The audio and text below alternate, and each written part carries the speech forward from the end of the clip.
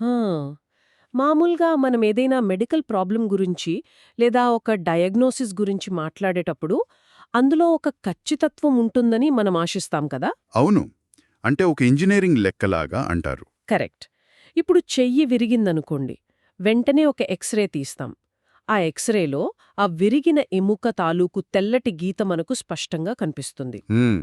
సమస్య ఎక్కడుందో కంటికి కనిపిస్తుంది కాబట్టి. యా, ఎక్స్రే మిషన్ బటబాయలు చేస్తోంది కాబట్టి దానికి ట్రీట్మెంట్ ఇవ్వడం లేదా పరిష్కారం వెతకడం చాలా సులువవుతుంది. నిజమే. భౌతికమైన గాయాలకు ఆ స్పష్టత ఎప్పుడూ ఉంటుంది.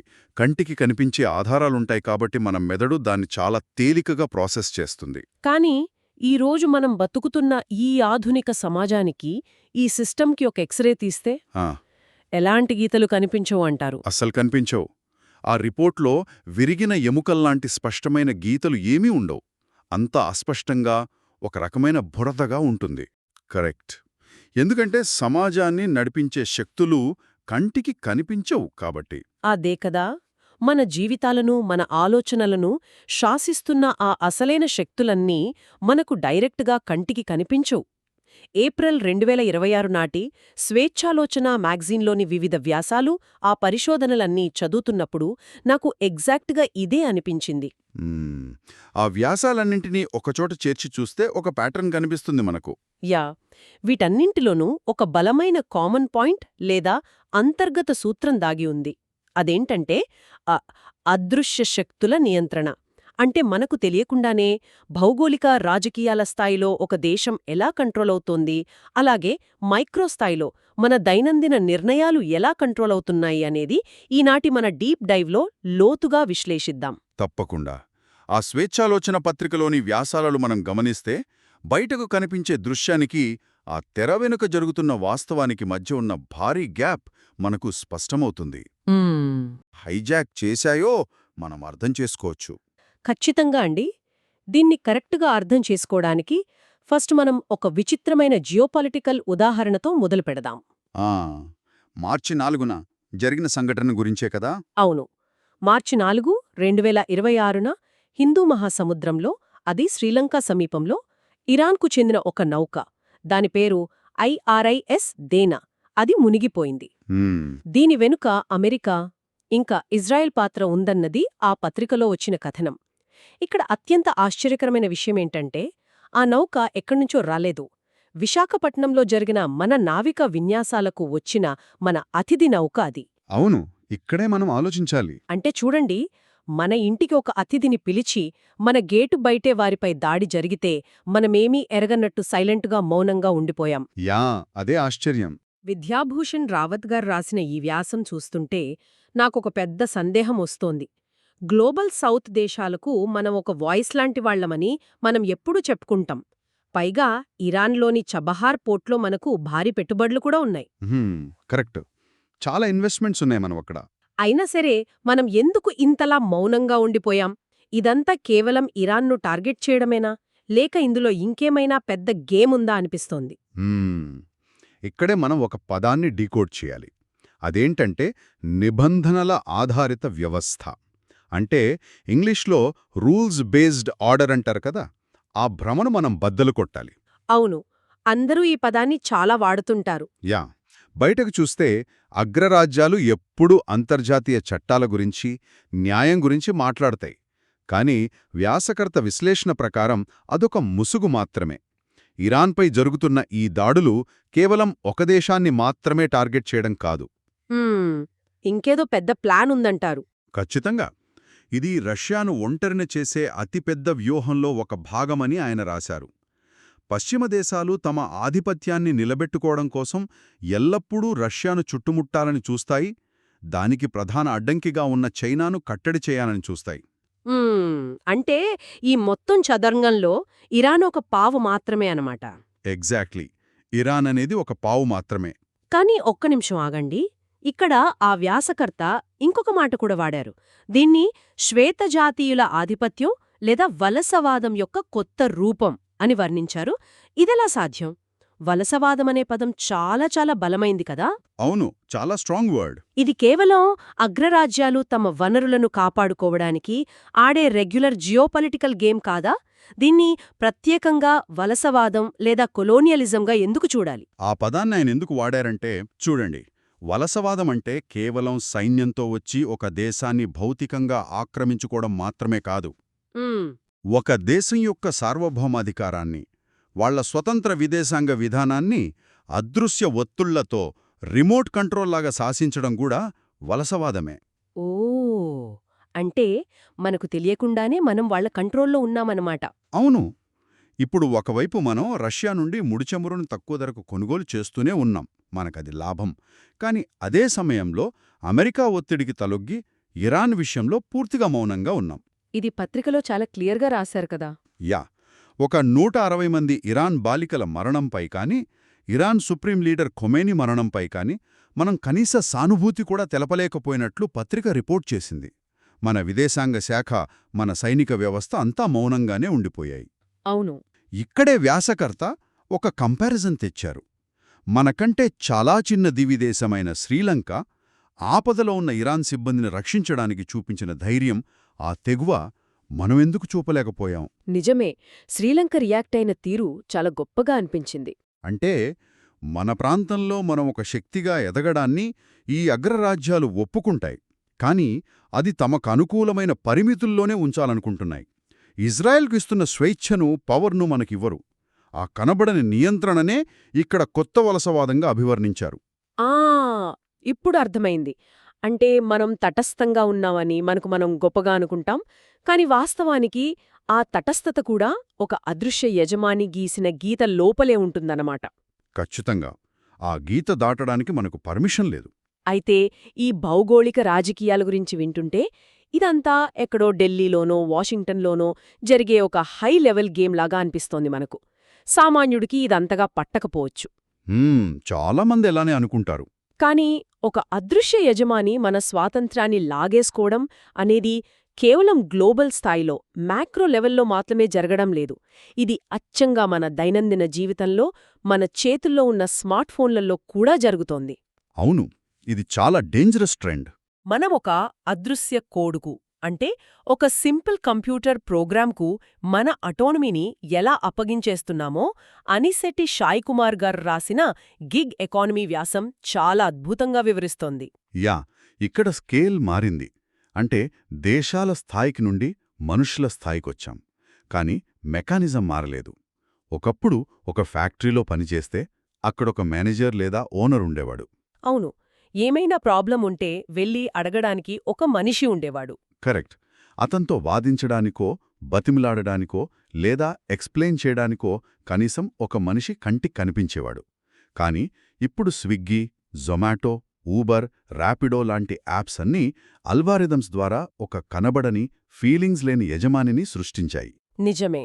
ఈ సిస్టమ్ యువతకు నీకు నువ్వే బాస్, నీకు నచ్చినప్పుడు పనిచేసుకోవచ్చు అనే ఒక అద్భుతమైన స్వేచ్ఛాభ్రమను అమ్ముతోంది. ఆ పాయింట్ దగ్గరే మనం కాస్త లోతుగా విశ్లేషించాలి. దీన్ని కేవలం అల్గారిథం వర్కర్లను కంట్రోల్ చేస్తోంది అనడం కంటే దీన్ని అల్గారిథమిక్ డిటర్మినిజం అని పిలవడం కరెక్టేమో. కొంచెం టెక్నికల్ టర్మ్ అయినా అదే కరెక్ట్. ఎందుకంటే ఆ వ్యాసం చదివితే ఆ కోడ్ వెనుక ఎంత క్రూరమైన మెకానికల్ లెక్కుందో మనకర్థమవుతుంది. ఇప్పుడు ఉదాహరణకు ఒక డెలివరీ పర్సన్కు ఆర్డర్ వస్తుంది, దారిలో సడన్గా ట్రాఫిక్ జామ్ అవుతుంది. అది అతని తప్పు కాదు కదా. కాదు. కాని ఆ కంప్యూటర్ ప్రోగ్రాం ఏమాత్రం జాలి లేకుండా అతని పేమెంట్ కట్ చేస్తుంది. లేట్ అయింది కాబట్టి పెనాల్టీ వేస్తుంది. అసలు పెట్రోల్ పోయించేది ఆ వర్కర్, బండి ఈఎంఐ కట్టేది అతను, దారిలో ఏమైనా ప్రమాదం జరిగితే హాస్పిటల్ ఖర్చు కూడా అతందే. అవును. కానీ కంపెనీ కేవలం ఒక యాప్ రన్ చేస్తూ, సర్వర్ మెయింటైన్ చేస్తూ లాభాలు తీసుకుంటోంది. ఇది టెక్నాలజీ పేరుతో శ్రమను అదృశ్యంగా దోపిడీ చేసే కొత్త మోడల్. ఖచ్చితంగా. దీంట్లో వాడే ఇంకో భయంకరమైన అదృశ్య ఆయుధం ఉంది. దాన్నే గేమిఫికేషన్ మరియు వేరియబుల్ రివార్డ్స్ అంటారు. అంటే వీడియో గేమ్స్లో వాడే ట్రిక్స్ లాగానా? అవునండి, ఎగ్జాక్ట్లీ అదే. వర్కర్లను నిరంతరం ఒక అనిశ్చితిలో, ఒక సస్పెన్స్లో ఉంచుతారు. అల్గారిథం ఎవరికి ఎక్కువ ఆర్డర్లిస్తుందో, ఎవరికి తక్కువిస్తుందో, ఎవరికి కనీసం ఆ కంపెనీ ఎంప్లాయీస్కు కూడా సరిగ్గా తెలియదు. అందులో ఎలాంటి పారదర్శకత ఉండదు. అదొక బ్లాక్ బాక్స్ లాంటిదనమాట. యా, రేటింగ్ ఏమాత్రం కొంచెం తగ్గినా లేదా ఆ వర్కర్ యాప్కు తెలియకుండా కాసేపు రెస్ట్ తీసుకుందామని ఆఫ్లైన్ వెళ్ళినా కనీసం కారణం కూడా చెప్పకుండా అకౌంట్ను బ్లాక్ చేస్తుంది. అబ్బా! దీన్నే మనం టెక్నికల్ భాషలో షాడో బ్యానింగ్ అంటాం. ఈ టెక్నాలజీ కార్మికుడిని ఒక నిరంతర ఒత్తిడిలో ఉంచుతుంది. అతను ఏ క్షణంలో బ్రేక్డౌన్ అవుతాడో లేదా యాప్ డిలీట్ చేసి వెళ్ళిపోతాడో ఆ అల్గోరిథం గణితశాస్త్రపరంగా ముందే లెక్క వేస్తుంది. వాళ్ళ బిహేవియర్ని ట్రాక్ చేసి క్యాలిక్యులేట్ చేస్తుందా? అవును, అతను వదిలిపోకుండా ఉండటానికి సరిగ్గా సరిపోయే పీచుమిఠాయి లాంటి ఒక చిన్న ఇన్సెంటివ్ని విసురుతుంది. ఇంకో 2 ఆర్డర్స్ చేస్తే ₹50 బోనస్ అనో లేదా ఇంకేదో. దాంతో అతను మళ్ళీ ఆ లూప్లో చిక్కుకుపోతాడు. మైండ్ బ్లోయింగ్ అసలు. డిసెంబర్ 25, 2025 నుండి జనవరి 1, 2026 వరకు ఈ గిగ్ వర్కర్స్ సమ్మె చేయడానికి ప్రధాన కారణం కూడా ఈ అదృశ్య దోపిడీ గురించి పత్రికలో రాశారు కదా. అవును, ఆ స్ట్రైక్ చాలా ఇంపార్టెంట్ ఈవెంట్. అయితే నాకిక్కడ ఒక విషయం ఆశ్చర్యంగా అనిపిస్తోంది. కాలిఫోర్నియా లేదా యూకే లాంటి చోట్ల చూస్తే ఈ వర్కర్ల హక్కుల కోసం చాలా బలమైన చట్టాలొచ్చాయి, వాళ్లను ఎంప్లాయీస్గా గుర్తించాలి అని. మరి మన దేశంలో వర్కర్లు కూడా అదే స్థాయిలో సామాజిక భద్రత అంటే పీఎఫ్, ఈఎస్ఐ, ఆరోగ్య బీమా లాంటివి డిమాండ్ చేస్తున్నారు కదా. చేస్తున్నారు. కానీ ఇక్కడ యాజమాన్యాలాడుతున్న గేమ్ వేరు. అదే, యాజమాన్యాలు వీరిని అసలు కార్మికులుగానే గుర్తించకుండా ఇండిపెండెంట్ కాంట్రాక్టర్స్ లేదా పార్ట్నర్స్ అని ముద్దుగా పిలుస్తున్నాయి. ఈ టెక్నికల్ లూప్హోల్ ద్వారా వాళ్లు తమ బాధ్యతల నుంచి చాలా తెలివిగా తప్పించుకుంటున్నారు కదా. యా, ఇదొక గ్లోబల్ ట్రెండ్ లాగా మారిపోయింది. పెట్టుబడిదారి దేశమా లేక సామ్యవాద దేశమా అన్న తేడా లేకుండా ప్రపంచమంతా క్యాన్సర్లాగా విస్తరిస్తున్న వ్యవస్థ ఇది. మనుషులను యంత్రాల కంటే హీనంగా కేవలం ఒక మొబైల్ స్క్రీన్ మీదున్న డేటా పాయింట్స్గా మార్చేసింది ఈ అల్గోరిథం. స్వచ్ఛంద బానిసత్వం అనే పదానికి ఇదొక పర్ఫెక్ట్ ఉదాహరణ. తమను నియంత్రిస్తున్నది ఒక కోడని, తమను మోసం చేస్తున్నారని తెలిసినా సరే బతకడానికి వేరే దారి లేక ఆ అదృశ్య యజమానికి వాళ్లు తమ స్వేచ్ఛను తాకట్టు పెడుతున్నారు. ఇదెంత విచిత్రమో చూడండొకసారి. కళ్ళెదురుగా ఉండి, మన ఫోన్ స్క్రీన్ మీద ఉండి, మన ప్రతి కదలికను డేటా ద్వారా ట్రాక్ చేస్తూ మన జీవితాలను శాసిస్తున్న ఒక అదృశ్య కోడుకు అంటే ఆల్గరిథంకు మనమెలాంటి భయం లేకుండా మన అటానమీని మొత్తం అప్పగించేస్తున్నాం. అవును, ఎవరికీ దానిమీద పెద్దగా భయం లేదు. కాని అదే మన మానవ మెదడు. వాస్తవంగా ఉనికిలోనే లేని, ఎలాంటి ఆధారాలు లేని కల్పిత బెదిరింపులను చూసి మాత్రం ప్రాణభయంతో వణికిపోతుంది కదా. హా, దెయ్యాలు భూతాలు లాంటివి. ఎగ్జాక్ట్లీ. భయాన్ని అంచనా వేయడంలో అంటే థ్రెట్ అసెస్మెంట్లో మానవ మేధస్సుకున్న అతిపెద్ద లోపం ఇదేమో అనిపిస్తుంది. పత్రికలో ప్రచురితమైన డాక్టర్ ఏటీ కోవూర్ దెయ్యాల కథ సరిగ్గా ఇదే మానసిక లోపాన్ని ఎత్తిచూపుతోంది కదా. అవునండి, భయమనేది మన వాస్తవికతను, మన రియాలిటీని ఎలా వక్రీకరిస్తోందో అర్థం చేసుకోవడానికి శ్రీలంకలోని గాల్లే పట్టణంలో జరిగిన సోమరత్నే కథ ఒక అద్భుతమైన కేస్ స్టడీ. డాక్టర్ ఏటీ కౌర్ గారి దృష్టికొచ్చిన ఈ సంఘటనలో దెయ్యమనేది బయట ఎక్కడా లేదు, అదొక సైకలాజికల్ క్రియేషన్ మాత్రమే. ఆ కథలోని కాగ్నిటివ్ మెకానిజం అంటే ఆ మెదడు ఎలా మోసపోయిందో విశ్లేషించడం చాలా ముఖ్యమిక్కడ. సోమరత్నే అనే ఒక జమీందారీ కుటుంబానికి చెందిన వ్యక్తి ఉంటాడు. అతను రాత్రిపూట చీకట్లో కిరోసిన్ కోసం అబ్దుల్ ఖాదర్ కొట్టు వద్దకు వెళ్తాడు. అప్పటికే కరెంటు పోయినట్టుంది. అవును, చీకటి కదా. అక్కడ ఆ ఖాదర్ కొద్దిసేపటి క్రితమే ఒక కుర్రాడిని డాడల్లా శ్మశానందయ్యం గోతిలోకి తోసేసింది అని ఒక పెద్ద కట్టుకథ చెప్తాడు. ఇక్కడ మనం గమనించాల్సిన విషయమేంటంటే దీన్నే సైకాలజీలో ప్రైమింగ్ అంటారు. అంటే అతని మెదడులో అప్పటికే ఒక భయాన్ని ప్లాంట్ చేశారు, ఒక విత్తనంలాగా. కరెక్ట్. మెదడును ముందే ఒక భయానికి చూంజేశారు. ఆ తర్వాత ఆ చీకటి దారిలో అతను ఒంటరిగా నడుస్తున్నప్పుడు సెన్సరీ డిప్రివేషన్ వల్ల అంటే కంటికి సరిగ్గా కనిపించకపోవడం వల్ల అతని మెదడు ప్రతి చిన్న శబ్దాన్ని, గాలికి కదిలే ప్రతి నీడను ఒక పెద్ద ముప్పుగా, ఒక దెయ్యంగా ప్రాసెస్ చేయడం మొదలుపెడుతుంది. సరిగ్గా చెప్పారు. తన వెనుక ఎవరో నడుచుకుంటూ వస్తున్న శబ్దం వినిపిస్తుంది. వాళ్ల ఇంటి పనిమనిషి లిల్లీ కూడా ఆ చీకటికి భయపడి కిరోసిన్ కోసం ఇతని వెనకే వస్తోంది. కాని సోమరత్నం మెదడు ఆ పనిమనిషిని ఒక దెయ్యంగా ఇంటర్ప్రెట్ చేసింది. ఇతను ఆగితే ఆమె కూడా ఆగుతోంది, పరుగెడితే వెనకాలే పరుగెడుతోంది. అవును, ఈ సిచ్యువేషన్లో సోమరత్నే మెదడు హైపర్ ఎరోజల్ స్థాయికి చేరుకుని ఆ పానిక్లో అతను స్పృహ కోల్పోయి పడిపోయాడు. ఇక్కడే ఆ కథలో అసలైన ట్విస్ట్ ఉంది. ఆ తర్వాత అతను కొద్దిసేపటికి లేచి ఒక విచిత్రమైన వాయిస్తో నేను చనిపోయిన శీలావతిని నన్ను ఎందుకు పిలిచారు అని అరుస్తాడు. Oh my god! అంటే భయం అనేది ఎంత తీవ్రమైనదంటే అదొక మనిషి ఐడెంటిటీని, స్వయం ఉనికిని పూర్తిగా ధ్వంసం చేసేస్తోంది. చేసి ఒక కొత్త కల్పిత క్యారెక్టర్ను సృష్టించేంతలా అతని మెదడును హైజాక్ చేసింది.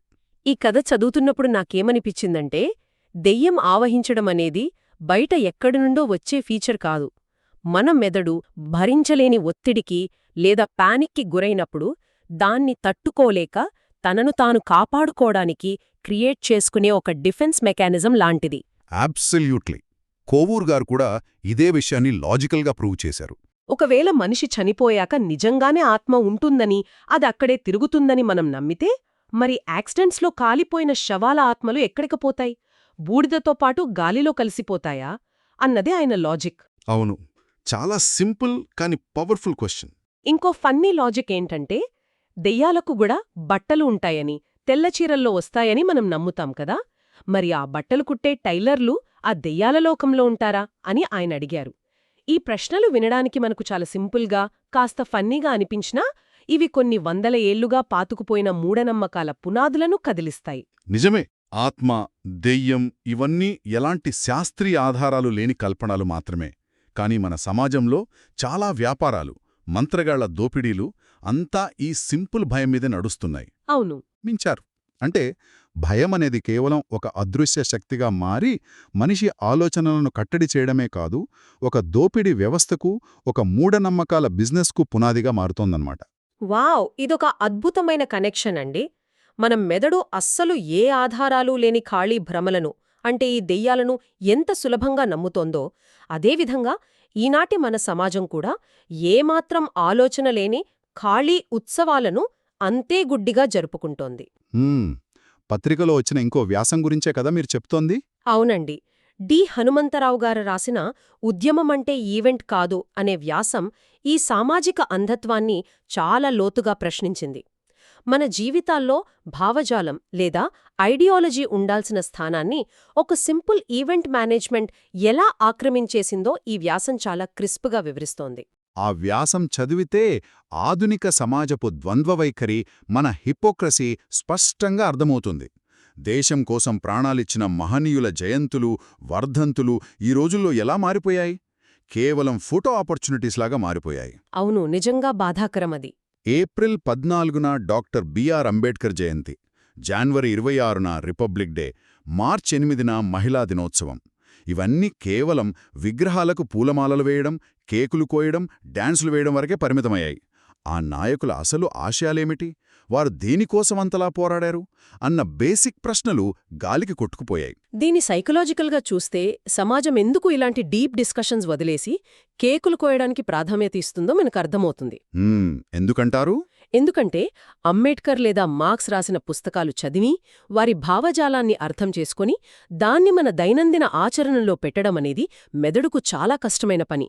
కాగ్నిటివ్ లోడ్ ఎక్కువ దానికి చదవాలి, ఆలోచించాలి, వాదించాలి.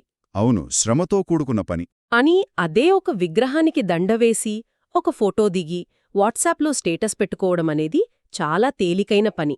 పైగా అది సమాజంలో నేను కూడా ఒక మంచి పనిలో భాగమయ్యాను అనే ఒక సోషల్ సిగ్నలింగ్ ఇస్తోంది. అబ్బా, కరెక్ట్గా చెప్పారు. ఈ వ్యాసంలో ఒక అద్భుతమైన పాయింట్ ఉంది. అదేంటంటే, పొద్దున్నే లేచి గుళ్ళో దేవుడికి దండం పెట్టి, మధ్యాహ్నం ఆఫీస్లో మార్క్స్కి జోహార్లర్పించి, సాయంత్రానికి ఇంటికొచ్చి అసలు వీడు మన కులం వాడేనా కాదా అని చర్చించుకునే స్థాయికి సమాజం పడిపోయింది అని రచయిత విమర్శించారు. ఇందులో ఉన్న ఆ వ్యంగ్యం చాలా షార్ప్గా తగులుతుంది మనకు. చాలా ఖచ్చితమైన విశ్లేషణ అండిది.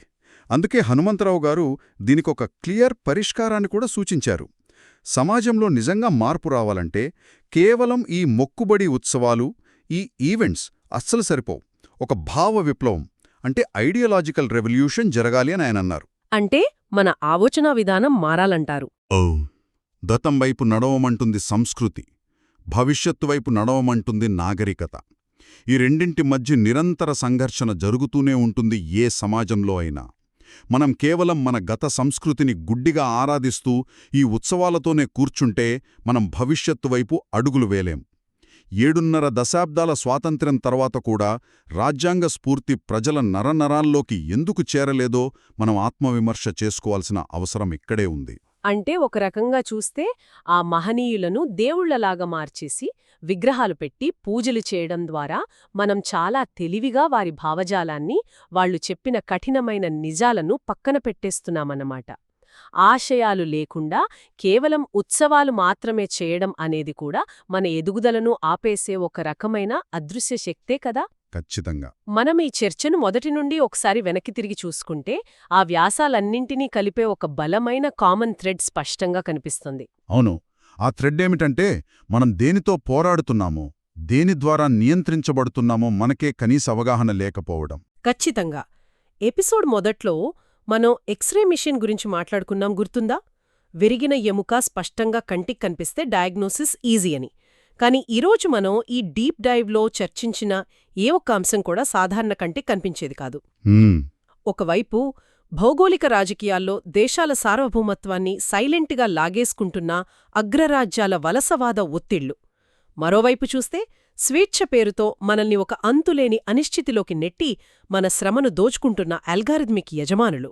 అవును, ఇవన్నీ మన కళ్ల ముందు జరిగేవే. ఇంకోవైపు మన మెదడును సైకలాజికల్గా హైజాక్ చేసి మన స్వంత ఐడెంటిటీని నాశనం చేసే సోమరత్నే కథలాంటి మూఢనమ్మకాలు, కల్పిత భయాలు, చివరగా సమాజాన్ని అసలు ముందుకు వెళ్లనివ్వకుండా భావజాలాన్ని చంపేసి కేవలం వాట్సప్ ఫోటోల కోసం చేసే మూస ఉత్సవాలు. ఇవన్నీ మన నిర్ణయాలను, మన బతుకులను మనకు తెలియకుండానే రిమోట్ కంట్రోల్తో నడిపిస్తున్న అదృశ్య సిస్టమ్స్. వీటిని ఫస్ట్ మనం గుర్తించాలంటే మన ఆలోచనా విధానం మారాలి. అప్పుడే మనం తీసుకునే నిర్ణయాలు నిజంగా మన సొంత నిర్ణయాలేనా, లేక ఈ అదృశ్య శక్తుల ప్రోగ్రామింగ్ వల్ల ఆటోమేటిక్గా చేస్తున్నామా అనేది మనకు అర్థమవుతుంది. ఇక్కడే మనందరం ఒక క్షణం ఆగి ఒకసారి మనల్ని మనం నిజాయితీగా ప్రశ్నించుకోవాలి.